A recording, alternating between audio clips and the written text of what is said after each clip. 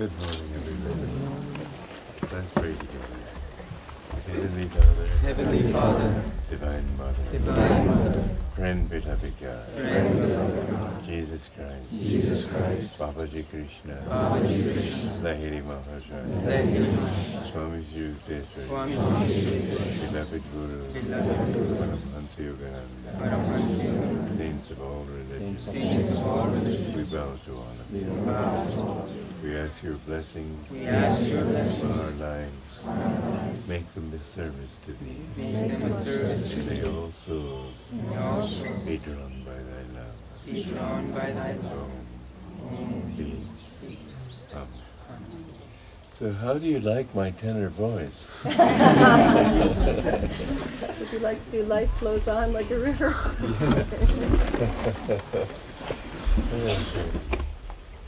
He who clothes the fields with lilies, He who feeds the birds of the air, he who floods the hills with sunshine, He whose love all creatures share, will he not clothe us, will he not feed us? are we not like them his own? Fill your chalice at his fountain, know that you live not alone, know that you live not alone. Lord, may we serve you all our days, ever rejoice to sing your praise, as we together your wisdom seek. Charge us with truth whene'er we speak. Lord, may we ever know your will. Come to us when our thoughts are still, as we your guidance with joy receive. May we as one your bliss achieve, as we your guidance with joy receive. May we as one your bliss achieve. Very good. Do you have your guitar?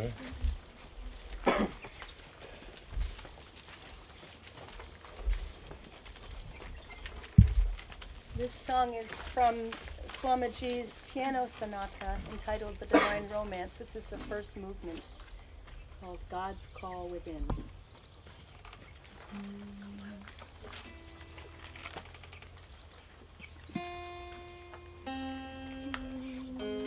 Nice color.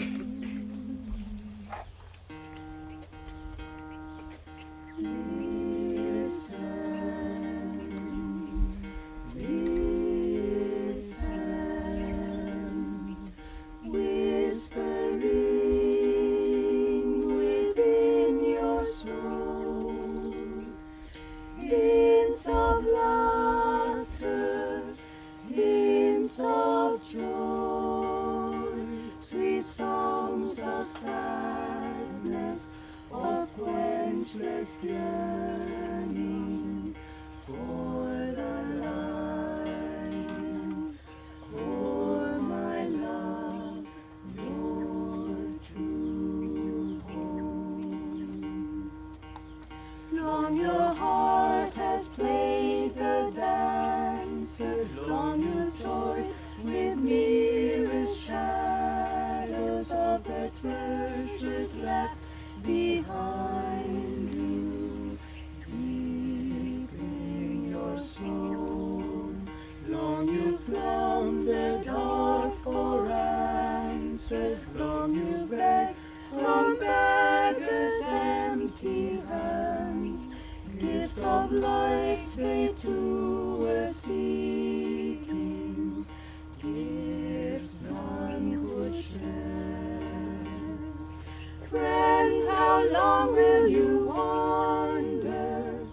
Friend, as long as you seek your home in a land where all are strangers, love locks her door. Leave to the weak his grave, and life to the cowardly.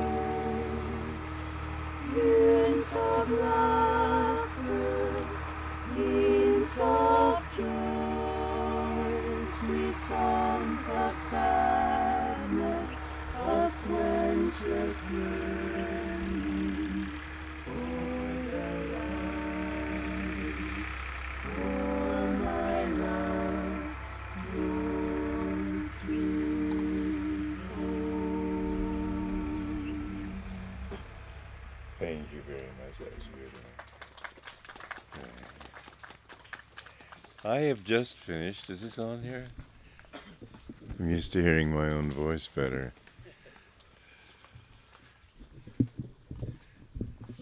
Thank you. I think that's better.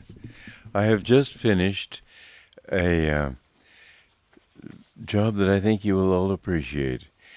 When I first came to Master, about 1 month later, he had me come out to the desert, to his retreat in the desert, and he said that I'm not satisfied with the SRF lessons, I want to redo them. And he dictated one lesson and he never got around to it. I think he wanted me to be there and wanted to say this to me because he had this in mind for me. And then he had me read all the lessons instead of waiting over the long period of time, and he made me the examiner of the lessons. And I always thought that somebody else was supposed to do those lessons, but she's not done it, and they haven't been done. And in all these years, suddenly the inspiration came to me to do these lessons. And in the last just over 1 month, I have written one whole course of lessons. I'm going to write 2. This is called Yoga Practice for Daily Living, and the other is called Yoga Practice for Meditation. And it's a very good course. It's about the equivalent. The first course is the equivalent of a book of about 383 pages. And I have realized another thing. At 86, one should not push oneself that hard. I'm a bit tired. But anyway, I'm extremely happy with it, and I hope you all will get it. We're going to put them online, and they'll be free, donation basis. But I want everyone to get them if possible, because they will give you the feeling of what it is to find self-realization. They're called Lessons in Self-Realization. And they're going to go out for 1 year. And the first one will be the yoga practice in daily life. And the second week will be yoga meditation. And as I say, I finished one course, and I'm on the second one of the second course. I don't think it won't be so long, and it may not be so long in duration either. I don't know. Anyway, one of the main things that these teachings emphasize is the importance of getting rid of this ego. Ego, people often think, means pride. It doesn't mean pride. It means, that's an exaggerated manifestation of ego. But ego basically means the thinking that I am separate from you. I am separate from God. I have somebody who has to take care of himself, etc., etc., etc. And there are many things that we need to do to overcome this. We need to minimize in our own minds our sense of importance. When I came 5 minutes late this morning, I said, that's all right, it just will make me look more important. But in fact, we need to get rid of that. I was at a dinner that I was hosting for several famous speakers in America, and this was many years ago. It was a conference on how to start communities. I was the only person present who had actually started a community and made a success of it. And they all talked to other people because they were all on the lecture circuit. I'm not on the lecture circuit. And I thought for a moment it was sort of surprise that people would ignore me. And then I thought how absolutely wonderful it is to be totally unimportant. I was paying for the meal, too. I thought, this is glorious. Any time somebody insults you or slights you, take it as a compliment. You're trying to get rid of this sense of your importance. Don't feel that you have to be at the head of the line and so on.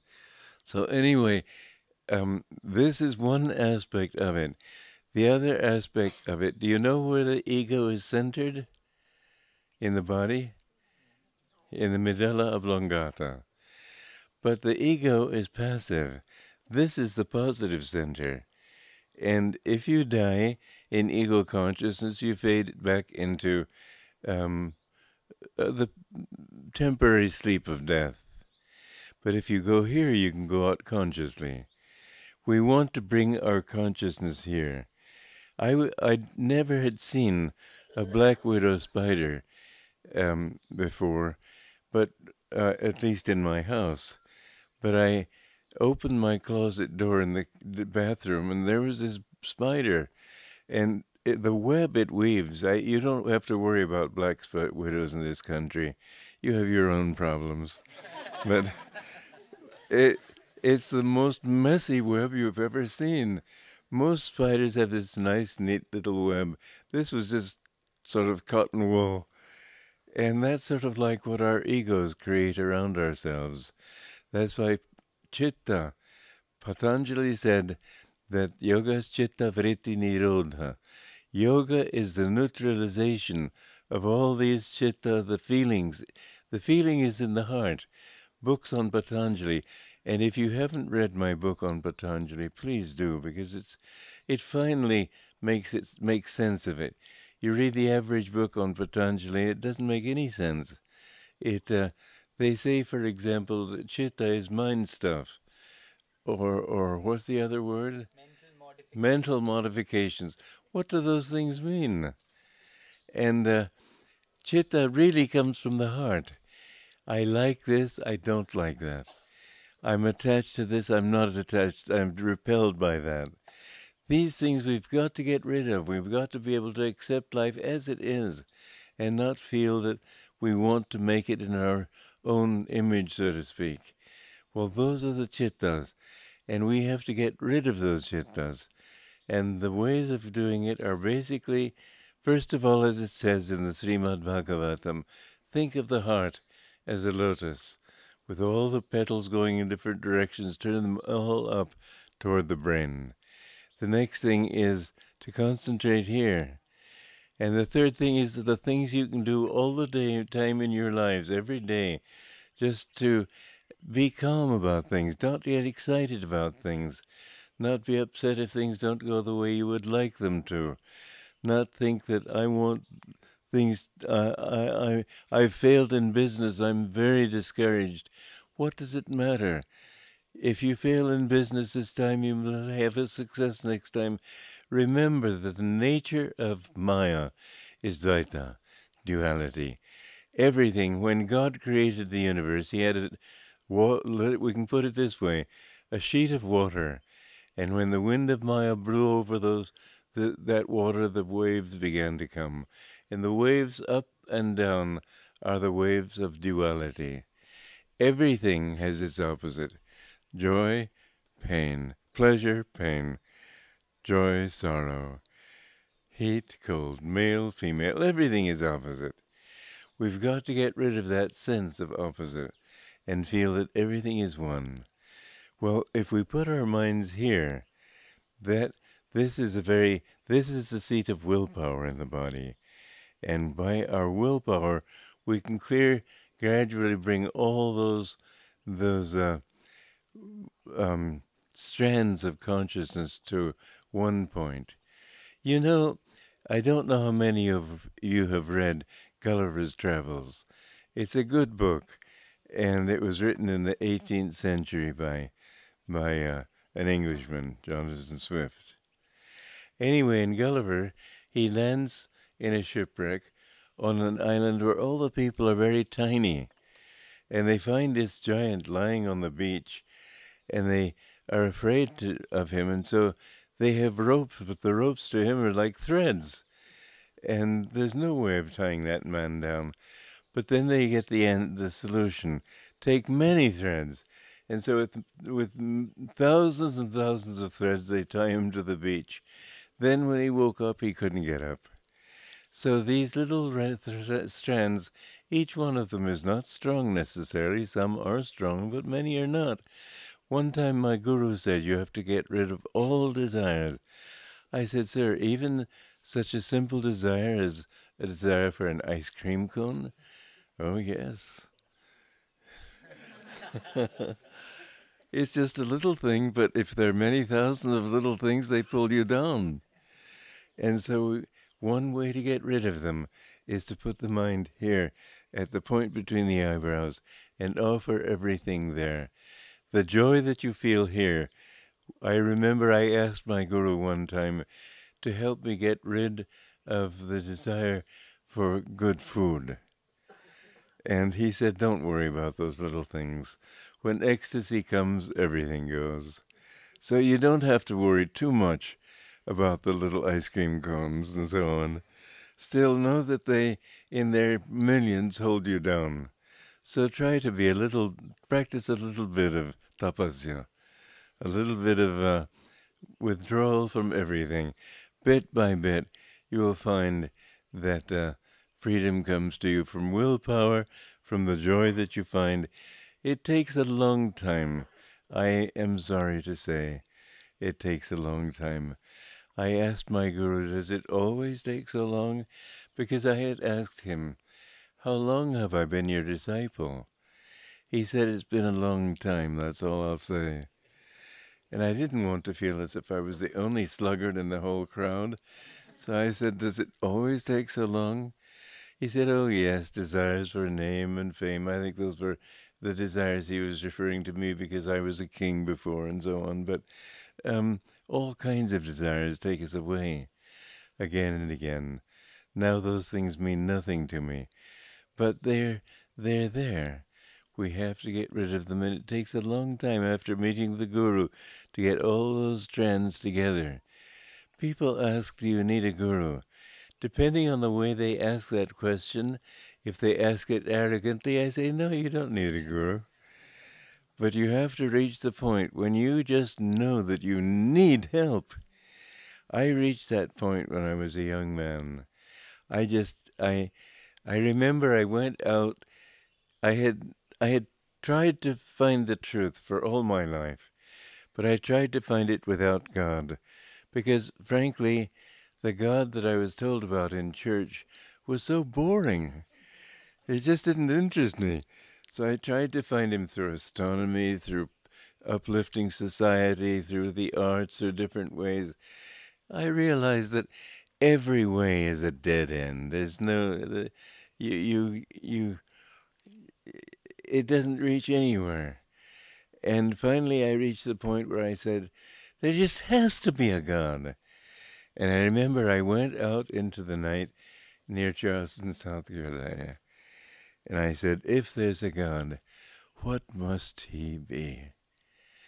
And I said, well, what is making me ask this question? Well, obviously the fact that I'm conscious. Then that means that he must be consciousness. And then my job must be to try to attune myself and open myself to his consciousness. And this was a very Vedantic understanding. Nothing in Western philosophy teaches that. And I decided when I came home that night that the only thing I had to do in life, the only thing I could do, was to devote my life to seeking God. And then I began to wonder, am I going crazy? I didn't know about the lives of saints. I didn't know anybody had ever found God. And I for a while I thought, well, I must be going crazy. And then I realized that even if I go crazy, I have no choice. I have to find God, or I have to at least try. And I thought of going to a jungle in Brazil. I didn't know anything about India or Vedanta or all of that. So I thought of going to some jungle and becoming a hermit. And I smoked. And I thought, whoever heard of a hermit who smokes? And so I tried to give it up. And that was the first thing I tried to give up. And it wasn't easy. Mark Twain said, smoking's the easiest thing in the world to give up. I've done it 1,000 times. Well, I struggled, and when my lunch coffee when I was sipping my lunch coffee, that cigarette tasted so good, and I would go back. But here's another lesson that's very important. I never told myself I have failed. I always said I have not yet succeeded. Please keep that thought in mind, because we all make mistakes in life. We all commit certain poppies, but don't let it discourage you. Just get up and dust your hands off and go on. The saint, my guru used to say, is a sinner who never gave up. And we must keep trying, and then we will get there. But it took me a year, I have to admit. I remember one night I was rooming with 4 other young men, and I said to them, I'm giving up smoking tomorrow. Oh, we've heard that one before. I said, no, I'm serious. The next morning I had no desire for a cigarette, and I had a half-empty packet in my pocket, and I gave it to other people. But trying and trying, finally you get the strength to do. So never tell yourself, I'm a failure. That's an affirmation. Tell yourself, I have not yet succeeded. And sooner or later you have to. And you have eternity to succeed, so don't be in a hurry. Don't get discouraged. Just do your best. How many lifetimes does it take to find God? Well, let's put it this way. Omar Khayyam, who is actually a great saint, and his rubaiyat are not a love poem at all. He had to disguise it as a love poem because among the Muslims what he was writing was heretical. But it's a deep, deep mystical scripture, and I've written a book on it. It's a wonderful book. It's Yogananda's book, but I edited it and made it poetic. And that book and the Bhagavad Gita. Bhagavad Gita says, first of all, Umar Khayyam in one of his quatrains says that many who are still wandering many who are still in delusion at the beginning of a day of Brahma, at the end of a day of Brahma, are still wandering in delusion. And in the Gita it says, at the beginning of a day of Brahma, I throw all these souls out again and yet again. And you wonder, have I been going several days of Brahma?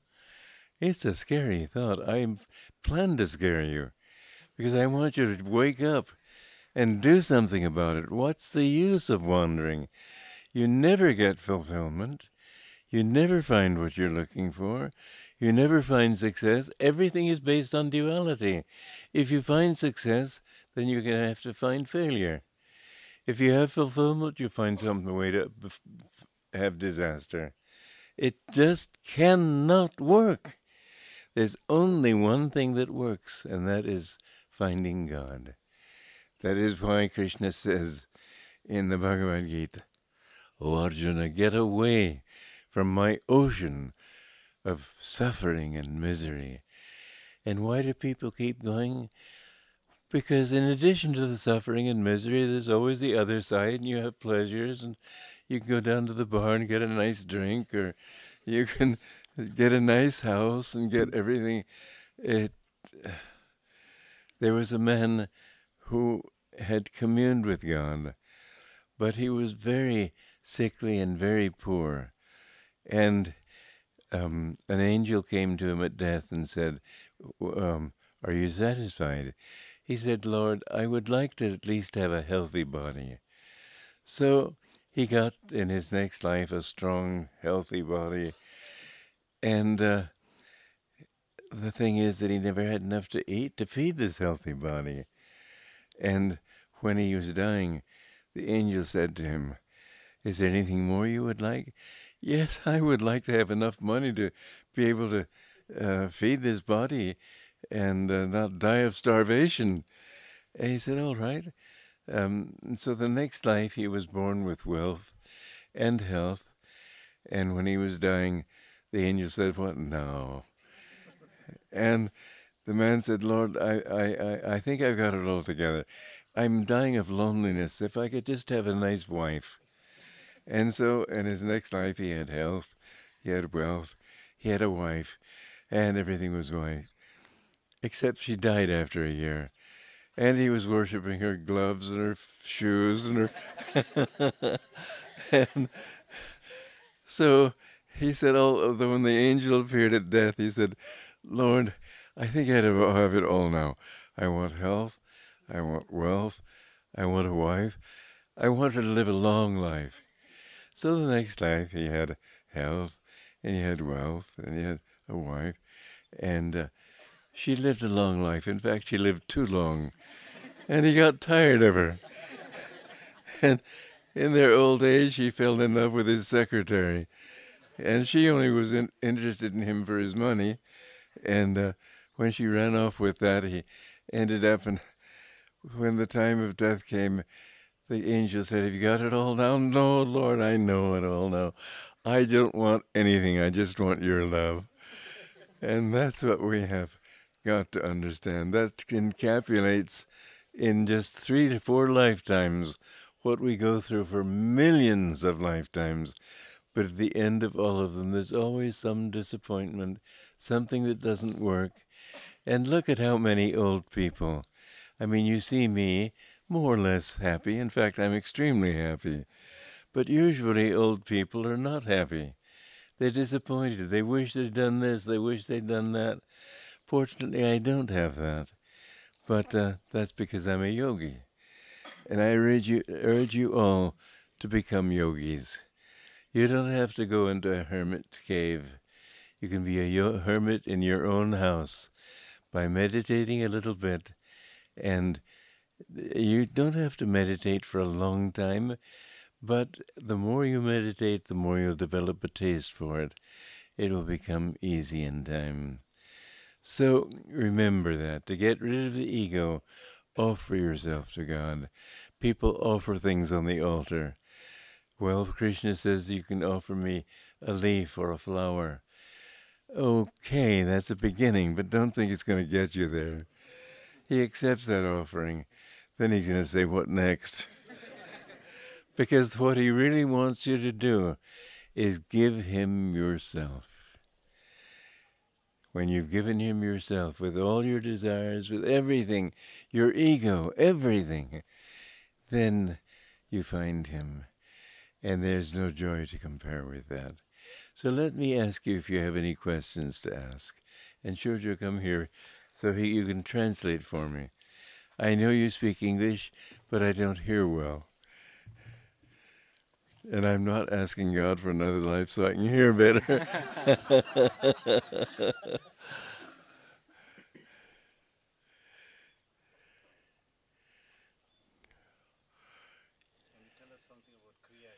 What's that?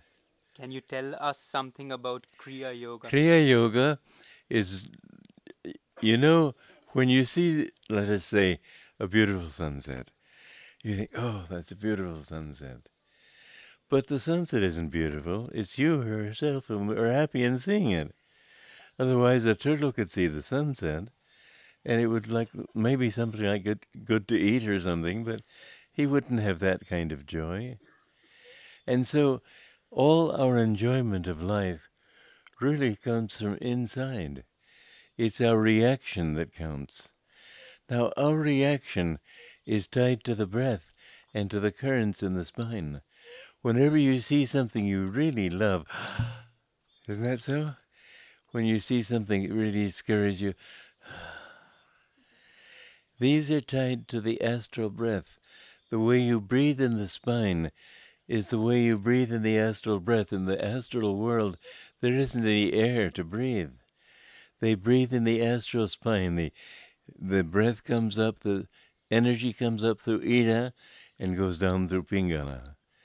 And these two currents are it's not as if all day long you're sort of, it's not that. But when the energy incoming is stronger than the energy outgoing, there's this imbalance. And when it's stronger outgoing than ingoing, it's also an imbalance. In Hong Shou, in the technique, you watch the breath, but as you breathe, you should concentrate more on the exhalation, Because when you finally go breathless, the energy enters into the sushumna, and then it begins to rise. Kundalini rises from the base of the spine, and you unite your soul with God. So in Kriya Yoga, what we are doing is trying to magnetize the spine, first of all, with our inhalation and exhalation. Feel that we are inhaling in the spine and exhaling through the spine until the energy, Master used to say, do Kriya Yoga so deeply that breath becomes mind. In other words, you're not breathing, your energy is in the spine itself. So I'm not going to teach you the technique, but that's the essence of it. And it's a very fine technique because it helps to straighten out all those, see the vrittis that Patanjali says we need to neutralize. They all are settled at different points in the spine. You know, you're not as small as you think. Between the largest star and the smallest atom, you're about halfway in size. So you're pretty big. There's lots of space in your spine for billions of vrittis. And you need to, not that they take space at all, but you need to be able to free those vrittis.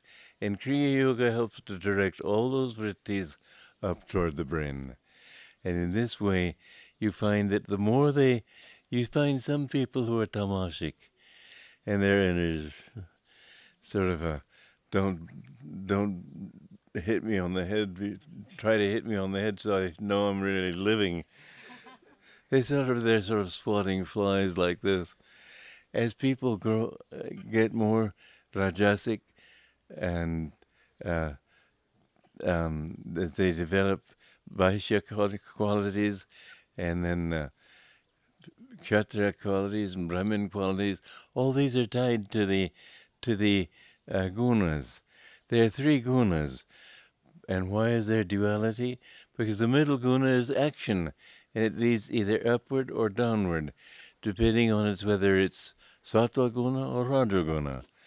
Anyway, Kriya Yoga again directs all that energy toward the head, and it's a very important technique for that reason.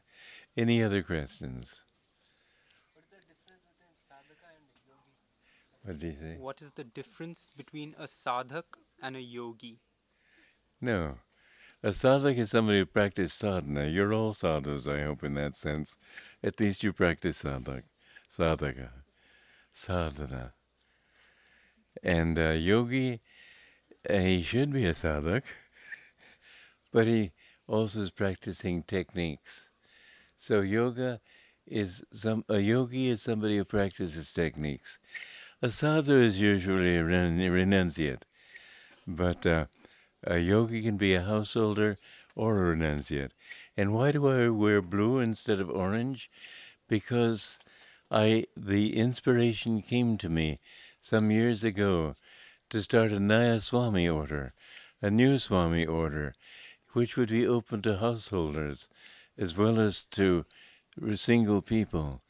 If you are willing to dedicate your life to God, why separate yourself from why feel that you've got to be a householder and define yourself that way? Define yourself as a Naya Swami. Offer your energy to God. I've written a book on that, and I do urge you to read it. I think this is an important contribution that Master has made to society through me. We now have about 1,000 Naya Swamis. I remember when I started this thing, I was in Italy, and I was wearing blue. And an Indian said to me, he asked me what I am. I said, I'm a Naya Swami. He said, how many people in your order? I said, one. But now we have 1,000.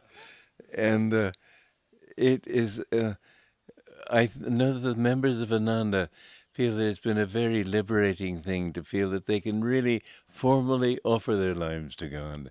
So if you want to read about that, please do. Now, you're all yogis if you practice meditation. Sadhus, you're not usually. But I know some. Lahiri Mahashai, for instance, was a sadhu because he was He was married, but he was completely in God. You know, Lahiri Mahashai was Radha Janaka in a former lifetime. And all our gurus have been great gurus and great masters in the past. Anyway, any other questions? How can we learn to become more impersonal? Don't think of anything or anyone as your own. Don't think this is mine. When people offend you, don't think that they're talking about you. It may be their problem. I remember there was one man who lived at Ananda. Because he was one of the founding members, I let him stay there. But he didn't pay dues as a member, and he was there for 12 years, and all he did was criticize. Finally, we got a new general manager, and the general manager called him in, and he said, "Look, why do you spend your whole time criticizing?" And he said, "Well, I think it does the community good to have a gadfly." He said, "Well, I can accept that, but what is it doing for you?" And he said, "Look, I'm going to give you an alternative. Either you start paying your dues or you leave." So he left. And before leaving, he came to my house. And he spent a whole hour, full hour, telling me what was wrong with me. And I just sat there and calmly took it. And I thought, he's welcome to say anything he wants to. That's being impersonal.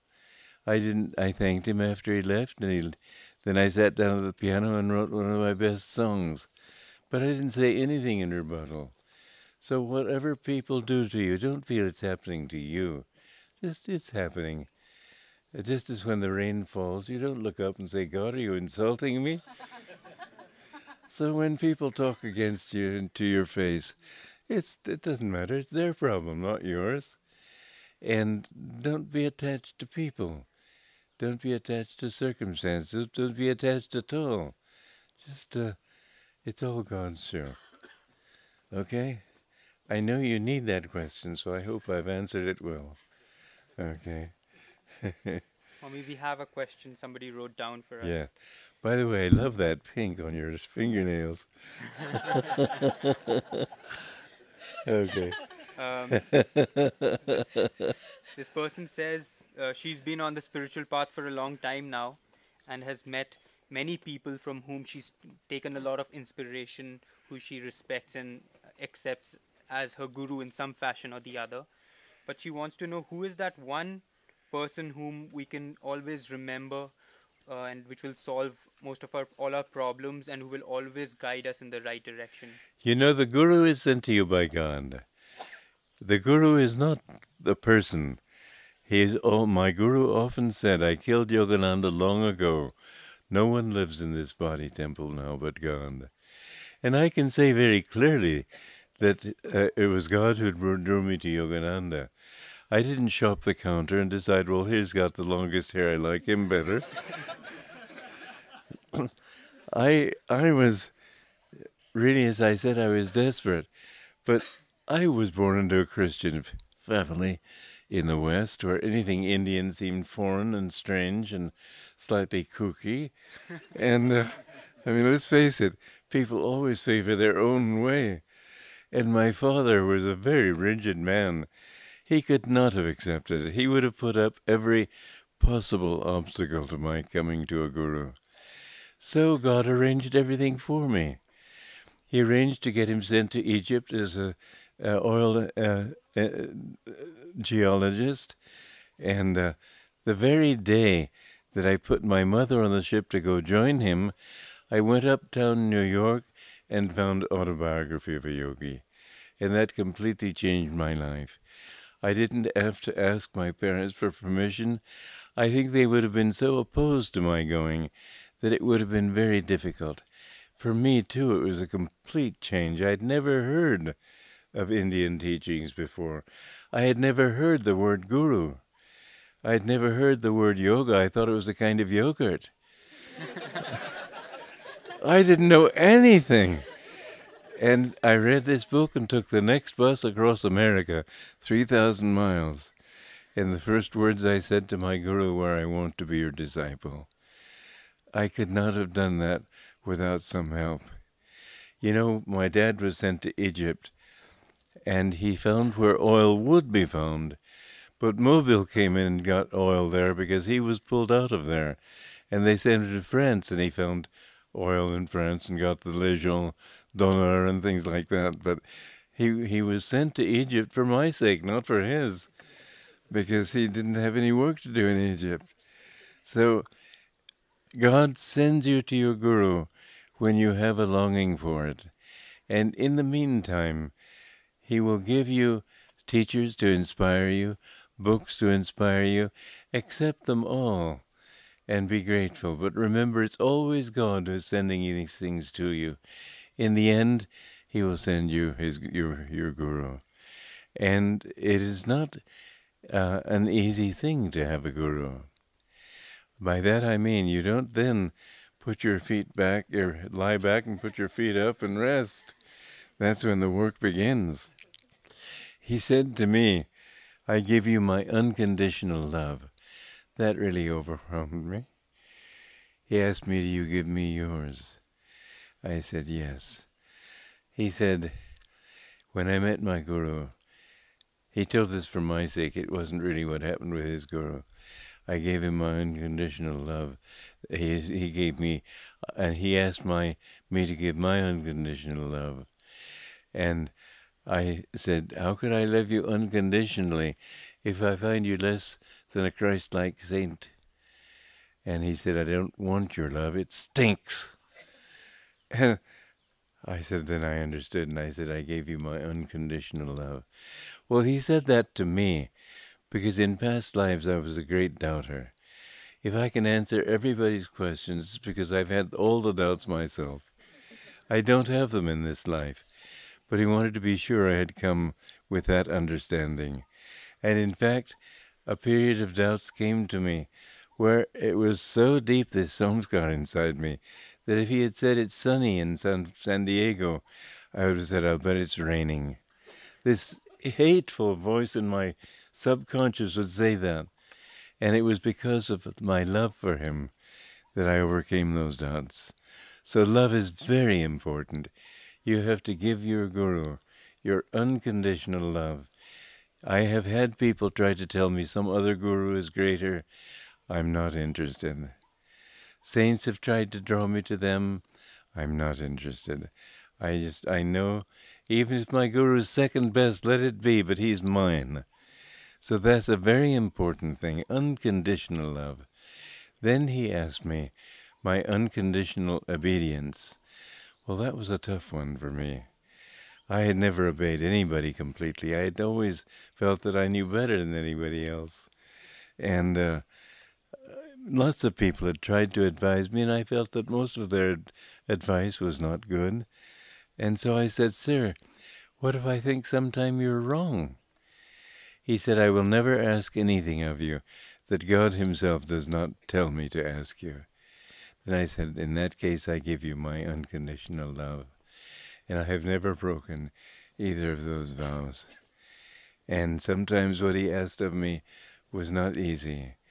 But I remember I was invited to Beverly Hills to a Jewish bar mitzvah. I'm not Jewish, but they wanted me to perform the yogasanas.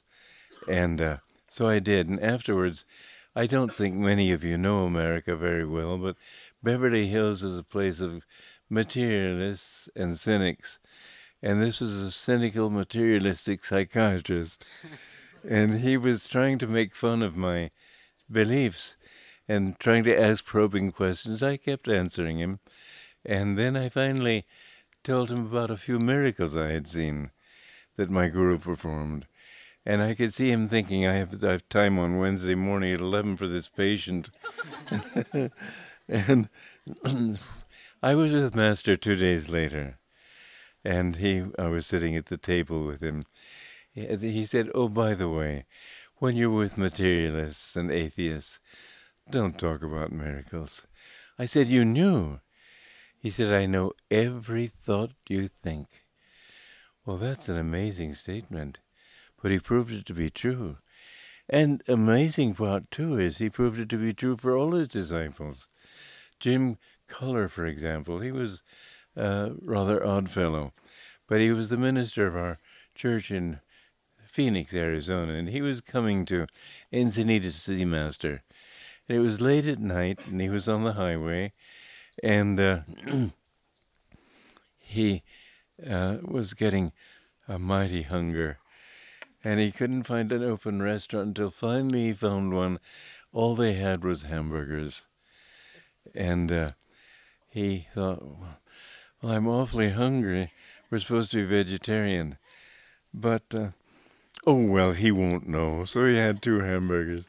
When he got to Encinitas, he was talking with Master. At the end of the talk, Master said, by the way, James, when you're on the highway and it's late at night and you come to a restaurant that has nothing but hamburgers, better not eat anything. But he did this again and again. Some people have asked me, wasn't it awfully inconvenient to know that he knew every thought in your mind? I said, not at all. I wanted him to correct me, therefore I wanted to be completely open to him. And if I made a mistake, I wanted him to know it so he could correct me. But that's why I say it's not always easy, because he knows when you've done wrong. But if you're happy to take it from him, then it is easy. It's the easiest path there is, because it leads somewhere, and the other paths don't lead any more into another thicket. So any other questions?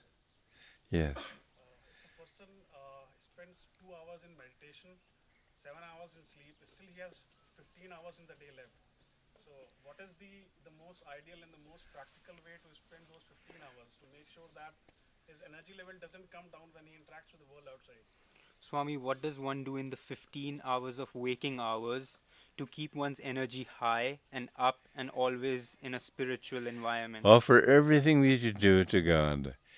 Try to be among spiritual people. Now that is not easy. Many people have bosses that are not at all spiritual. Many people have co-workers that are not spiritual. Many people have husbands or wives who are not spiritual. Neighbors. Try as well as you can to get a spiritual environment and be among spiritual people. I would say that it might be worth leaving that job and finding a better one. But really, one of the greatest things that I have done in my life was to start communities. I've started 9 now, and we have about 1,000 people living in them on different continents. And all the people come here for God. Most of them are married, but they are living for God. And it's a wonderful way of life. People are all trying to help each other instead of, if you have a village of 1,000 people and everybody is competing with everybody else. Everyone has 999 enemies. And if everybody's cooperating, everybody has 999 friends. Well, in our communities, we have 999 friends. And many people, not just many of our members keep saying, this is absolutely the only way to live. And I really do suggest, if you can live in this community, bring some sort of work with you. We've got to be self-supporting. We're not like sheep eating the grass. We've got to make money somehow. So bring some sort of business here. But live here. You will find that the more you live among spiritual people, that is the greatest satisfaction. You have people, when you're in a down period, they help you instead of pushing you down further. They try to help you when you're out of a job. They try to help you until you can find a job. They're not there always putting you down. They're there to encourage you. And it's a heaven on earth. I have to say that. If there is anywhere on this planet that is heaven on earth, it is these Ananda communities. Please take me seriously, because at any age you don't need to worry about how old you are, as long as you can take care. We have a community in Portland that is for old people, not the community, a house in the community, but they're taken care of and they're blissfully happy. They go out and weed in the gardens and so on. And we have schools for children, schools that help to raise them to educate them for life, and instead of just teaching them how to get a job. It's a wonderful thing. Our students who have had to go off to other schools, they usually shine as students. They become leaders of the student body. They become successful in life because they know how to be successful human beings. The greatest part of success is not knowing how many times 17 times 16 makes in a flash. It's knowing how to get along with people, how to get along with yourself, how to be happy, how to be concentrated, how to have peace of mind. These are the things that lead to success in the world also. So in every way that I can possibly think, this is the answer. And I do urge you to take me seriously. I have now lived in this kind of community for 64 years. I have been 44 years since I started the first Ananda community, and I can say it's a blissful life. Okay, any other questions? Can you say something about Babaji? Babaji. What am I saying about Babaji? He's everywhere. You know, that I should stop at one. Narayani told me to, and I believe in obedience. But anyway, Babaji. Okay, I was in Chennai, in Bandaras in those days, and it was a reverse monsoon and very heavy rains, and I wanted so much to go for seclusion, and I didn't know where to go. I had to go back to Calcutta, and my work would begin there. I needed a rest before that, and I remember I was staying in a hotel, and so I was in my meditation before we're going down to breakfast, and I prayed to Babaji to help me to find a place of seclusion. So then I came down to breakfast and sat down, and the man at the table next to me, without any introduction, I'd never met him before, never discussed with him anything before, he said, "You know, I have a place in Kodaikanal, and I would be very, very happy if you would go there for seclusion sometime." So I did go. Well, this is what I mean by, it says, anybody who sincerely prays to Babaji will have an instantaneous answer. And there was a man in Yucatan, Pedro Gonzalez Milan, and he read the autobiography, and he read that passage there. He said, if this is true, I must know it. He prayed to Babaji. Suddenly the whole room was filled with light. So you're dealing with something real here. Take it seriously. God bless you all.